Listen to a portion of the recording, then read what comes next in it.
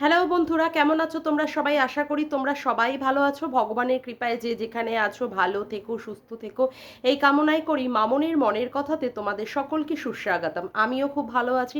আবার আরেকটি নতুন কন্ট্রোভার্সিয়াল ভিডিও নিয়ে তোমাদের সামনে চলে এসেছি। আজকে ভিডিওটা শুরু করার প্রথমে আমি আজকে একটু দাদাকে কিছু কথা বলতে চাই।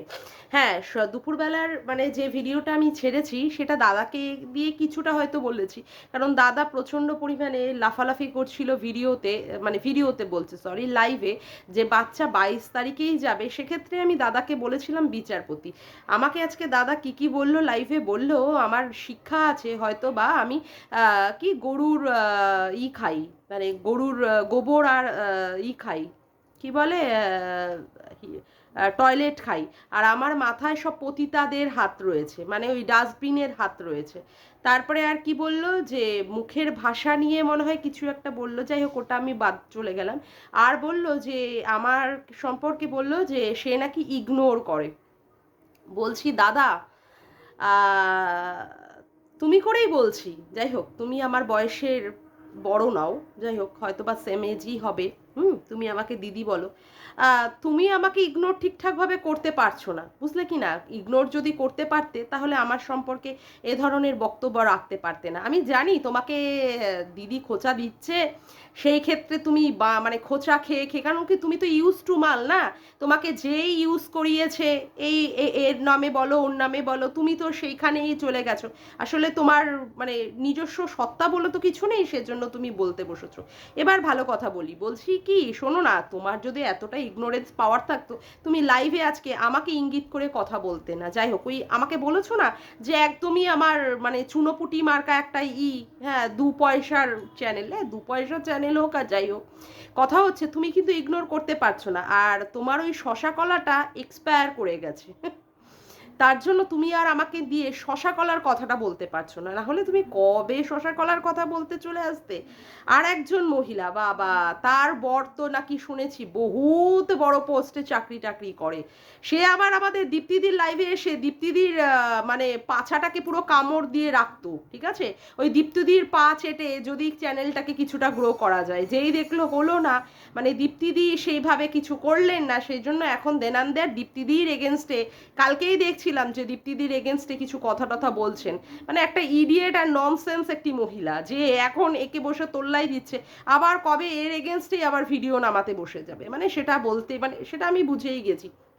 এবার আসি, এবার দাদার অত্যন্ত প্রিয় দিদি, এই দিদির সম্পর্কে একটা কথাই বলি, দিদি আজকের বা দুপুরবেলার ভিডিও দেখে যদি আমার সম্পর্কে ওই আম্মাখা যদি আমাকেই খাওয়াতে এসেছো দিদি, তাহলে তো মানে কি বলবো, তোমাকে নিয়ে তো বিশাল পরিমাণে খেলা খেলবো। কারণ তুমি এর আগেও আমাকে খোঁচা দিয়ে দিয়ে কথাবার্তা বলেছো ভিডিওতে, আমি অতটা বেশি পাত্তা দিইনি, কারণ অতটা পাত্তা পাওয়ার তুমি মহিলা নও।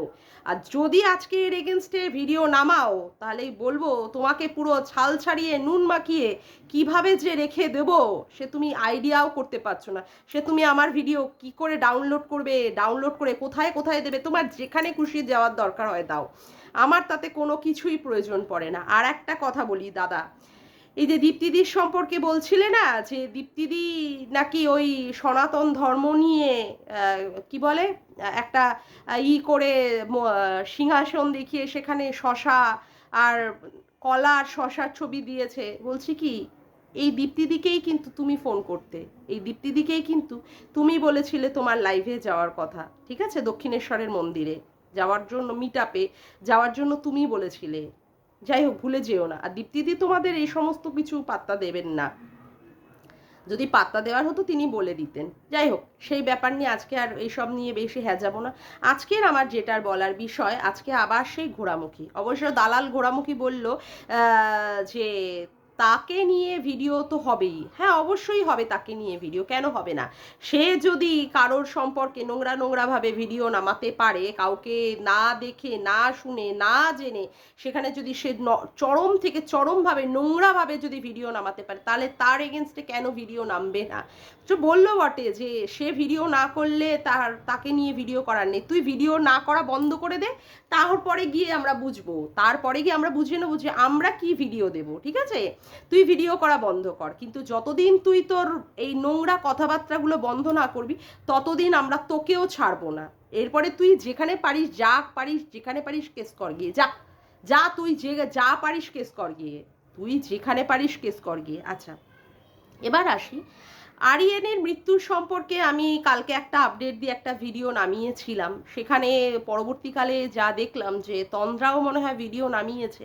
যাই হোক, তন্দ্রার যেই থামনেলটা একটু মানে অন্য ধরনের থামনেল হয়েছে, মানে নেগেটিভ ওয়েতে থামনেল হয়েছে, কিন্তু পরবর্তীকালে যা ভিডিওতে দেখা গেছে সে পজিটিভ ওয়েতেই সেখানে ভিডিও করেছে। তবে আমি তন্দ্রার এগেনস্টে বলবো একটা কথাই, যে তন্দ্রা ভিডিও বানাও এখন কারোর মৃত্যু নিয়ে এইভাবে তার ওয়াইফকে এইভাবে কথা বলে বা নেগেটিভ ওয়েতে মানে থামনেল না বানালেই পারতে তুমি, কারণ আজকে যা তন্দ্রার মনের অবস্থা সেই জায়গায় আমরা কিন্তু কেউ বুঝবো না। আর মৃত্যু সত্যি কথা বলতে মানুষের আপনজনকে কতটা দুঃখ দেয়, কতটা ব্যথা দেয়, সে তুমিও ভালো বোঝো, বা যার যায়, আমার বাবা গেছে তন্দ্রা, তোমারও বাবা গেছে, বা যাদের যাদের যা হারায়, সেই হারানোর যন্ত্রণা কিন্তু আমরা সত্যিই কিছু বুঝবো না, এবং তাদের নিয়ে কন্ট্রোভার্সি করা একদমই উচিত হবে না বলে আমার মনে হয়। পজিটিভ ওয়েতে নিয়ে কিছু কথা বলা যায় যদিও বা সহমর্মিতার খাতিরে, কিন্তু নেগেটিভ ওয়েতে কোনো কিছুই বলা মনে হয় না আমাদের উচিত বা আমাদের সমীচীন হবে বলে আমার মনে হয় না। আজকে তুই যে ভিডিওটা করলি দালাল ঘোড়ামুখী, তোকে বলছি, তুই কি খুব পজিটিভ ওয়েতে ভিডিও করলি? হ্যাঁ, একটা মরা মানুষকে নিয়ে তুই কালকেও কন্ট্রোভার্সি করতে ছাড়িসনি, আজকেও তার অন্যথা হলো না।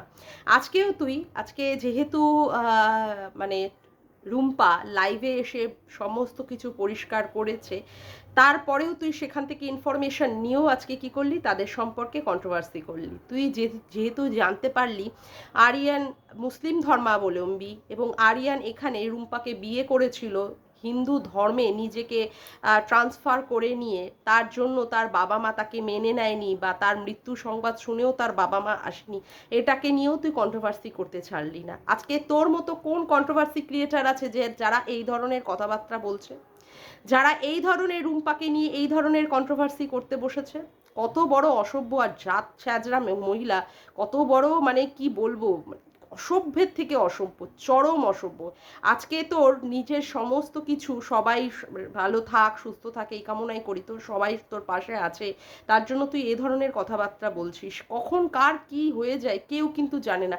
তুই আজকে এই ধরনের নিয়েও বা এদেরকে নিয়েও কেন কন্ট্রোভার্সি করছিস? রুম্পার প্রথম সন্তানকে, অর্থাৎ তার আগের পক্ষের সন্তানকে সে মানে হোস্টেলে রেখে পড়াশুনো করাচ্ছে, সেখানেও তুই গামলার সন্তানকে নিয়ে টেনে কথাবার্তা বলছিস। গামলার সন্তানকে নিয়ে আর রুম্পার সন্তানকে নিয়ে তুই এক করে কেন দেখছিস?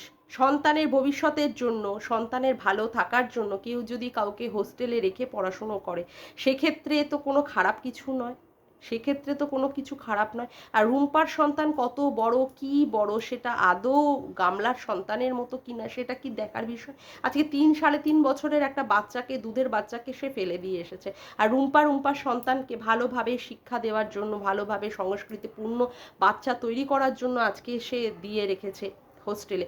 আজকে রুম্পার সন্তানকে হোস্টেলে দেওয়া আর গামলার তার সন্তানকে শ্বশুরবাড়িতে পরকীয়ার জন্য ফেলে রেখে আসা, দুটো বিষয় এক হয়ে গেল? এতদিন পরে মায়ের মনে পড়লো যে তার সন্তানটাকে তার কাছে নিয়ে যাওয়া, যখন কি না সন্দীপ তার চ্যানেলে স্ট্রাইক দিয়েছিল তখন তার মনে পড়লো, এতদিন পরে। মানে দুটো সেম হয়ে গেল। রুম্পা তো তার সন্তানটাকে তার আগের বরের কাছে ফেলে রেখে আসেনি, রুম্পা তো তার সন্তানটাকে তার নিজের কাছেই নিয়ে এসেছে, এবং তারা নিজেরা মনে করেছে সন্তান তাদের কাছে থাকলে হয়তো বা সেইভাবে মানুষ হতে পারবে না, হয়তো বা সন্তান বিগড়ে যাচ্ছিল, তার জন্য যাতে করে সন্তান ভালোভাবে মানুষ হতে পারে তার জন্য তার সন্তানটাকে সে হোস্টেলে দিয়েছে। তারপরেও তুই মানে বাচ্চার সন্তান, মানে যদি কেউ হোস্টেলে দেয় তার সঙ্গে আজকে গামলার নিজের সন্তানকে শ্বশুরবাড়িতে ফেলে যাওয়া, দুটো এক হয়ে গেল। আমারই আত্মীয়ের একজনের সন্তান, সে প্রচণ্ড পরিমাণে ভালো ফ্যামিলিতে বিলং করে এবং তারা দুজনেই সফটওয়্যার ইঞ্জিনিয়ার। সেক্ষেত্রে তারা নিজেদের বাচ্চাকে কোথায় দিল? নরেন্দ্রপুর রামকৃষ্ণ মিশনে দিল, যাতে করে সন্তানটা সেখানে ভালো হতে পারে। তাতে দিয়েছে তো আরও ভালো তৈরি হয়েছে।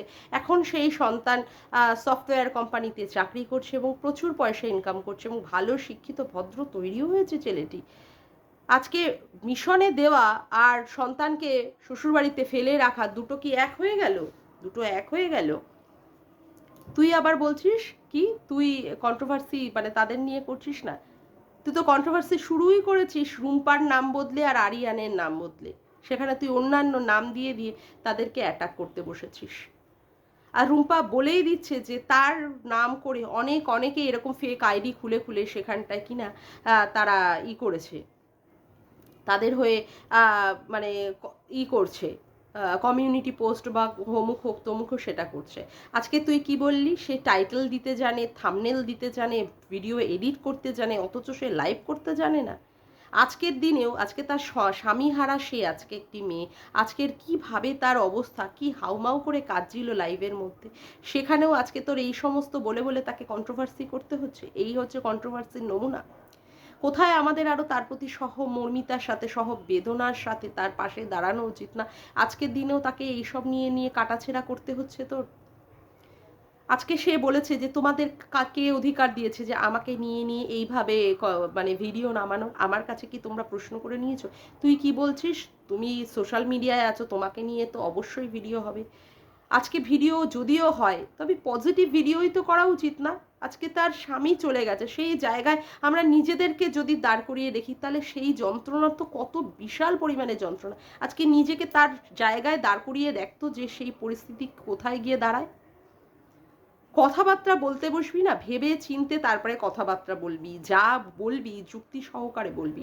আজকে যে তুই কিভাবে কি নেগেটিভ ওয়েতে গিয়ে তুই কন্ট্রোভার্সি করছিস, তো প্রত্যেকটা কন্ট্রোভার্সির লাইনে সেইগুলো রয়ে গেছে।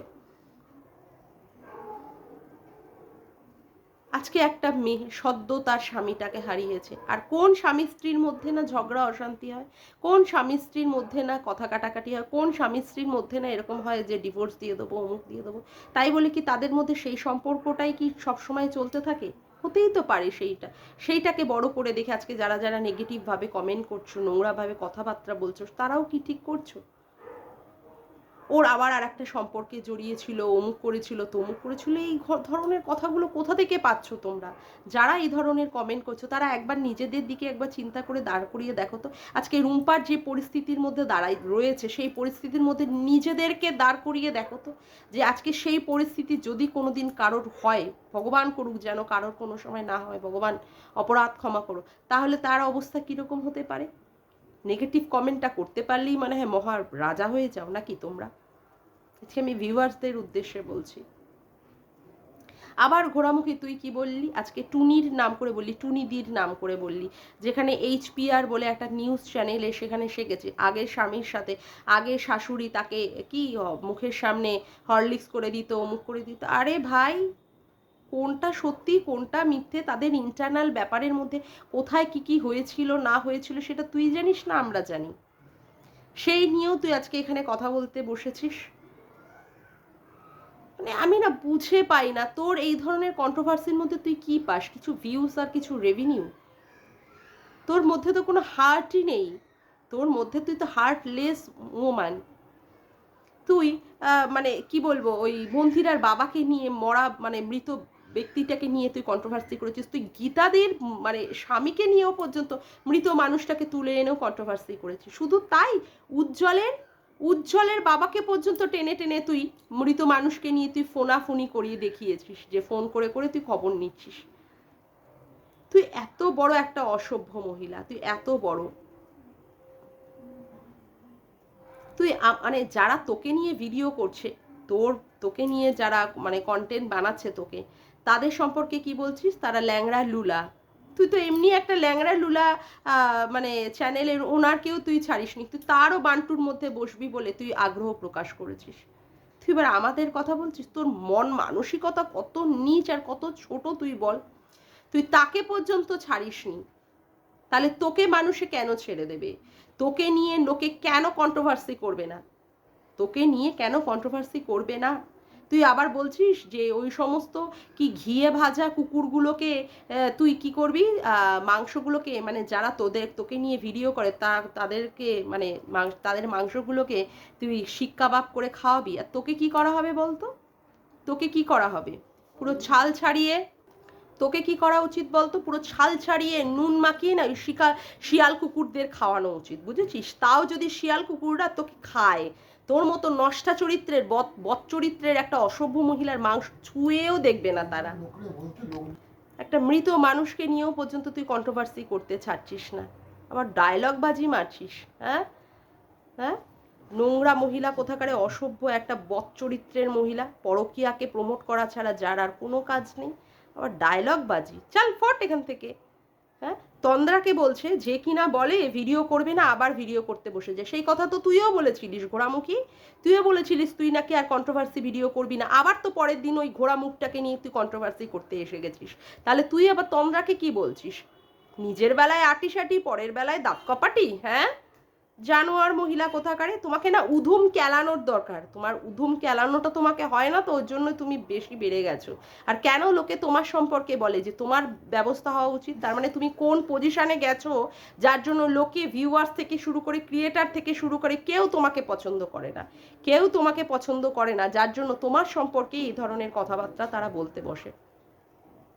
যাক গিয়ে, আজকের মতো ভিডিওটা আমি এখানেই শেষ করলাম। আমার ভিডিওটা যদি তোমাদের ভালো লেগে থাকে তবে অবশ্যই একটি লাইক করো, কমেন্ট করো, শেয়ার করো, চ্যানেলটিকে বেশি বেশি করে সাবস্ক্রাইব করে রেখো, আর অল নোটিফিকেশান বেলটিকে অন করে রেখো এরকম নতুন নতুন ভিডিও পাওয়ার জন্য। আজকের মতো আসি বন্ধুরা, আবার দেখা হচ্ছে একটি নতুন ভিডিওর সঙ্গে। Bye, tata.